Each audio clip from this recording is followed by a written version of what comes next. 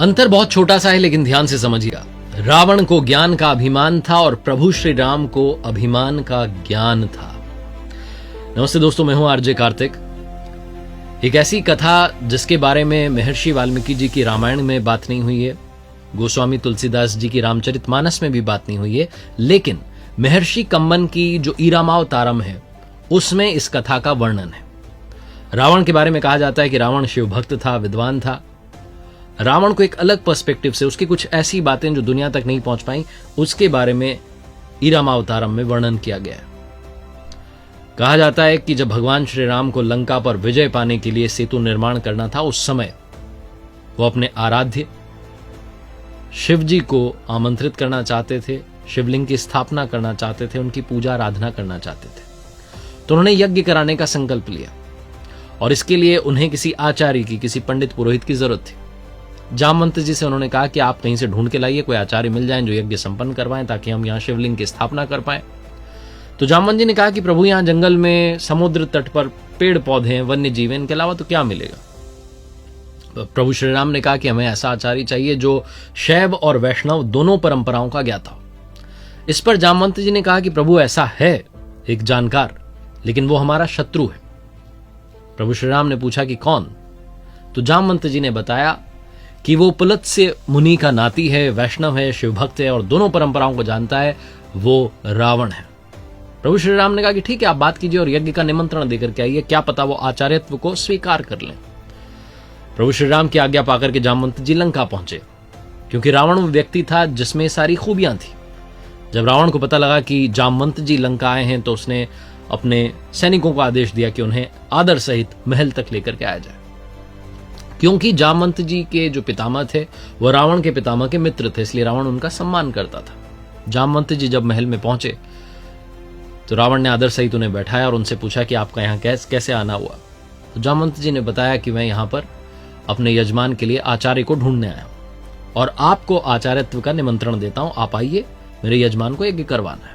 तो रावण ने पूछा कि आपके यजमान कौन है। तो जामवंत जी ने बताया कि प्रभु श्री राम एक यज्ञ करना चाहते हैं, एक बड़ा लक्ष्य है, उसके लिए वो यज्ञ कर रहे हैं और भगवान शिव के शिवलिंग की वहां स्थापना करना चाहते हैं समुद्र तट पर। रावण ने पूछा कि वो लक्ष्य क्या है, लंका विजय। जामवंत जी मुस्कुरा करके बोले हाँ।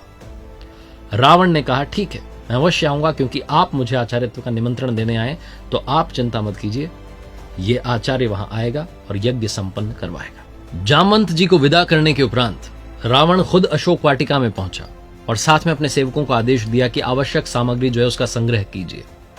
अशोक वाटिका में पहुंच करके मां सीता को रावण ने बताया कि आपके पति समुद्र तट पर लंका विजय के लक्ष्य से एक यज्ञ कर रहे हैं और भगवान शिव की आराधना करते हुए वहां शिवलिंग की स्थापना करना चाहते हैं और मुझे आचार्यत्व का निमंत्रण भेजा है, मुझे आचार्य बनकर वहां जाना है। और अब आचार्य का कर्तव्य होता है, जिम्मेदारी होती है कि जो यजमान के पास सामग्री नहीं है वो उस तक पहुंचाए। बाकी सामग्री संग्रह करने के लिए तो मैंने सेवकों को बोल दिया है, लेकिन बिना अर्धांगिनी के यज्ञ अधूरा रहेगा, अनुष्ठान अधूरा रहेगा, आपको भी चलना होगा। विमान तैयार है, आप आकर के बैठ जाइएगा, लेकिन याद रखिएगा वहां भी आप लंकेश के ही अधीन रहेंगी। अनुष्ठान संपन्न होने के बाद वापस आपको उसी विमान में बैठ करके लंका लौटना है। मां सीता ने हाथ जोड़ करके सर झुका दिया, प्रणाम किया और लंकेश ने अखंड सौभाग्यवती भव स्वस्थ कंठ से ये आशीर्वाद दिया। विमान पहुंचा समुद्र तट पर। भगवान श्री राम ने भेजा विभीषण को, छोटे भाई लक्ष्मण को, सुग्रीव को कि जाकर के लेकर आइए आचार्य को। आचार्य जब वहां पहुंचे तो स्वस्थ कंठ से भगवान श्री राम को भी कहा, जो कि उनके यजमान थे, उन्हें कहा लंका विजयी भव, दीर्घायु भव। सब लोग चौंक गए कि लंकेश जो है वो ऐसा आशीर्वाद कैसे दे सकता है। यज्ञ जो था वो शुरू होने को था, अनुष्ठान शुरू होने को था। तो आचार्य ने कहा, यानी कि लंकेश ने कहा प्रभु श्री राम से कि आपकी अर्धांगिनी को बुलाइए। अब प्रभु श्री राम कहते हैं कि अर्धांगिनी इस वक्त नहीं है, क्या कोई और विकल्प हो सकता है। तो लंकेश कहता है कि नहीं, क्योंकि आप विधुर भी नहीं हैं, आप अपनी पत्नी को छोड़कर के भी वनवास में नहीं आए हैं, चिंता मत कीजिए, आपकी अर्धांगिनी वहां विमान में बैठी हैं, उन्हें आदर सहित यहां लेकर के आइए। मां सीता आई, प्रभु श्री राम के बगल में बैठी, अनुष्ठान संपन्न हुआ और अंत में जब दक्षिणा की बारी आई तो प्रभु श्री राम ने अपने आचार्य से, जो कि लंकेश दशग्रीव था, उससे कहा कि दक्षिणा में मांगिए, आप क्या मांगना चाहते हैं। जितने आसपास खड़े थे सबको डर था कि कहीं ये ना मांग ले लंकेश कि अब प्रभु श्री राम वापस अयोध्या लौट जाए। लेकिन रावण ने कहा कि बस दक्षिणा में यही मांगना है कि जब आचार्य की मृत्यु हो तो यजमान सम्मुख उपस्थित हों। और वही हुआ। जब रावण की मृत्यु हुई तो प्रभु श्री राम वहीं थे। रावण को उन्होंने अंतिम दर्शन दिए। ये रावण के बारे में ऐसी कथा जिसका वर्णन महर्षि कम्मन की रामावतारम में है।